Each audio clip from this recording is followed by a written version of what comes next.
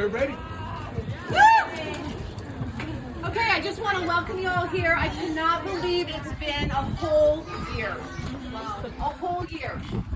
So I'm going to tell you exactly what happened that day, because I'm sure most of you, when it happened, believed or at least read what the media said. And I can tell you a lot of that wasn't true. So the weekend before the play date, I had asked a friend who's actually here, I won't point her out, there was confusion if it was a protest or a play date. So she's like, are you going to go? I'm like, well, I don't know. Is it a protest or is it a play date? She said, well, I'm not sure either. I'm going to check. I go, well, I need to know because I have kids. And if it's a protest, I need to plan differently. And if it's a play date, I plan differently. You know, do we bring signs, BLM signs, Bureau of Land Management? I just wasn't sure. So she checks it out for me, sends me a message. It's a play date. It's a play date. But I wasn't planning on going because when COVID hit, I realized that Boise was probably not the area for me. The shutdown was very claustrophobic for my family and I, and so we were planning on selling our home and moving out to the country. So the day of the play date, I was actually painting my front door, incredibly sweaty, had not showered for a few days and clearly not washed my face. But I sat down on the couch and I flipped open my computer, and one of the moms was doing a FaceTime live or a Facebook live, and she pans out and shows the playground, and there's all these kids playing, and she said, you guys were at the play date, and someone's ripped off the tape, and there's all these kids playing. And I looked into the backyard, and I saw my two kids that were playing alone, and I thought, this is, it's not a word I'm going to use right now for the children, but I thought, we're going to go to the play date. So I loaded two of my 4 kids into the car. I just live right over here. I traveled the 2 minutes over here. I didn't wash my face, I didn't pull my hair. And I was wearing this outfit, and I sat down next to some friends on the blanket, and for a moment there it was like these were normal, pre-COVID. You had your friends, you know, we haven't seen people in so long. You know, we've been in our houses, no one had really gotten together. And not 5 minutes later, 3 Meridian police officers show up. And I was like, oh. So I actually called my husband on the phone, and I just let him know, hey, by the way, some officers showed up. At the end of the phone call, I jokingly said, I'll try not to get arrested. And it was a total joke. It was a total joke, because that's my husband and I. He's a police officer, and I was just playing around. And then every one of you have probably seen the video, but how it happened from my point of view is the officer came, 3 officers came, and one was in kind of a bad mood. And being married to a police officer, I saw that I just felt like his PR skills were really lacking. And to be fair, police officers really aren't trained to be dealing with normal citizens doing normal things. They're trained to be dealing with criminals or potential criminals doing criminal things. So anyway, he came and he was pretty brusque, and I thought he was kind of rude, and I was a little bit offended and kind of a little bit embarrassed in front of my friends with the way he was acting with people who were just at a play date. And so I asked my kids to get off the playground, and I stepped onto the wood chips, and at that point, you know, we're asking them why is this closed down when Lowe's and Walmart's opened, and I'm pointing over here, and the picnic tables, people can sit at those, and the basketball hoops, and the playground equipment, as far as I knew, was closed, but the park was open. It was open. And the open areas, there was open areas. And so as we were asking that, I mean, at some point the officer said to me, you know, I already told you I gave you, starts counting down from 5, and I was so offended that A, I was not even on the equipment, I wasn't even doing anything illegally, and he started counting down to me, and I was just like, fine, arrest me. Because I was like, at this point, I'm like, this is just such a ridiculous thing to be counting down for me to do. It's not like I'm selling rubies. Yeah. And so I was hauled off into the officer's car, and I found out later that they'd actually put the tape back up. Some people ripped it back down. They did nothing. They just walked away and said later we'll put it back up. I was the only one that was arrested. I was the only one that was charged with trespassing. Not even anybody else was given as much as a ticket. So they booked me into the Ada County Jail, which at that point they had let out over 400 inmates due to COVID, apparently to make rooms for mom. What? Their kids to the playground.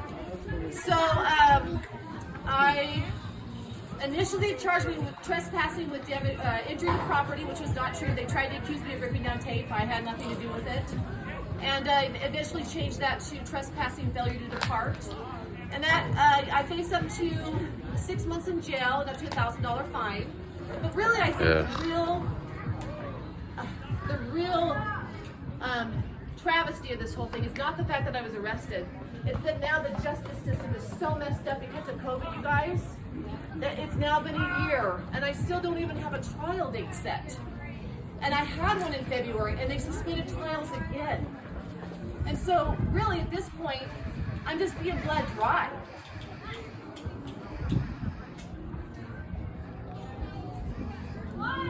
$13,000 and 3 lawyers. And I don't even have a trial date set. But I think the state of Idaho hasn't quite figured out that I'm not going to plead guilty. So at this point, we're in a pride match. Because my pride in knowing the fact that I'm not guilty for taking my kids to a park, that somehow that's some criminal act and I'm going to somehow bow down and kiss the crown. I didn't do anything wrong that day. So, interestingly enough, the state of Idaho is prosecuting it. And Lawrence Wasson, who's the Attorney General, actually, in August, at a Republican, I believe, committee meeting, was in a closed park. It was after dark, and he wasn't charged with trespassing. So, the very person who actually has full authority on my case has been in a closed park. But apparently the rule of law does not apply to him. And I guess rules for thee, but not for me, comes to mind when I think about that. So here we are, it's a year. I may or may not get a trial in August. The date's not been set yet. Initially they thought it would be a 2-day trial, but my lawyer, the last time we had a status hearing, she said, I just want to let you know, I'm a little bit worried that it's going to be actually longer than that and that we won't have enough time. So we don't want the state taking up too much time and then us not having enough time. So we're going to ask for 2 days, and if we don't use it, great, but if we do, great. So 3 days, you guys. And then I just want to tell you this little story because I found it really fascinating. This morning somebody messaged me from New Hampshire, and there was a mother of 5 who, April 23rd, 2 days after I was arrested, went to her playground. And I don't know the story really well, I haven't talked to her. But apparently they issued a warrant for her and she didn't find out about it until 5 months later. She turned herself in. And I was able to listen to her hearing today from New Hampshire. She's also facing trespassing charges, I believe, which actually carries, I think it could be up to 2 years in jail, or I guess it would be prison. Wow. So there's people out there that I think they're standing strong, and I just want, it has been hard on my family. But this will be nothing compared to what's going to come in the future if the trajectory we are on continues. Amen. So I can't stand my ground now over some wood chips. I can guarantee you I'm not going to be able to stand it in the future. So, does anyone have any questions? That's the story briefly. You're a hero, Sarah. Yeah, we might be, Sarah. Thank you for sharing. Just a mom. Here's the deal. Stand your ground and let the wood chips fall where they may. Yay. You've done more than Okay, Whoa.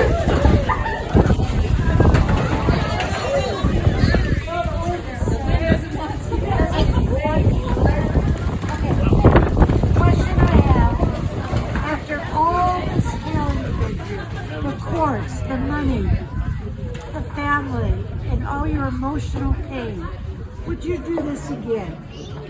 And why? Well, the thing is, when it happened, it wasn't done on purpose.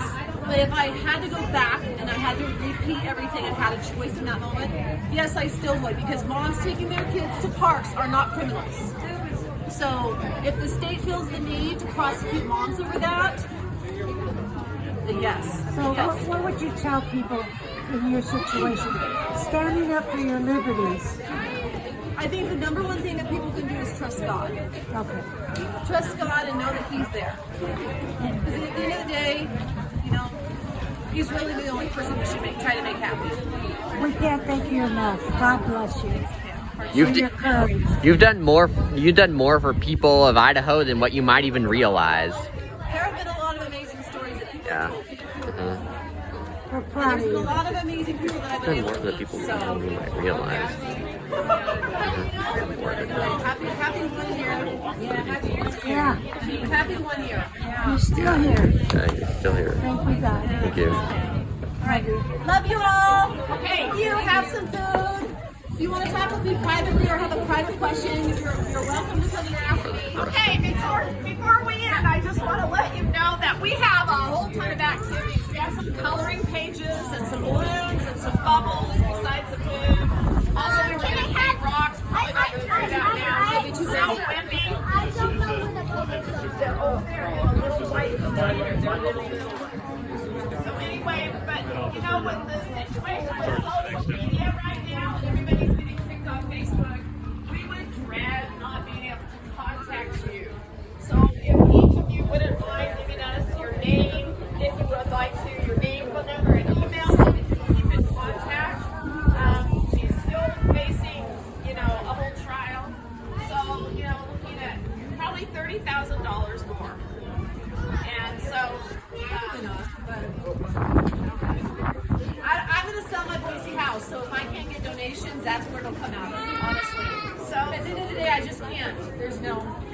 So anyway, so we're going to be, you know, asking for money again. But Sarah has to. I'll sign a picture. What?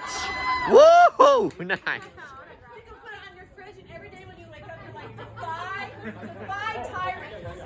Defy. I'm gonna have to get a picture frame for that thing. Yeah, we have a handout. I'm gonna have to get a picture frame for that thing. And then over here, we have like a little card. Let's get a picture frame for that. Yeah, we have cards. Yeah. If things are hard, I'll go back and email messages of encouragement because so like it does get really hard, especially when you know you're told, hey, we don't know when your trial's going to be, and you're like, whoa, okay, well it could be another 6 months to a year. So if you want to write a little note that I can put up on a wall and think about you guys, because at the end of the day, this is really about trying to. I really love our country, and I really love America, and I don't want to see it. I don't want to see it. I truly believe there's still hope for Idaho. I really believe that. So I'm doing this for my kids, you know, because if I can't, if they don't have freedom, they just have nothing, you know. So anyway, sorry, a little teary. That's what happens when I have to fight the system for a year. Jeez.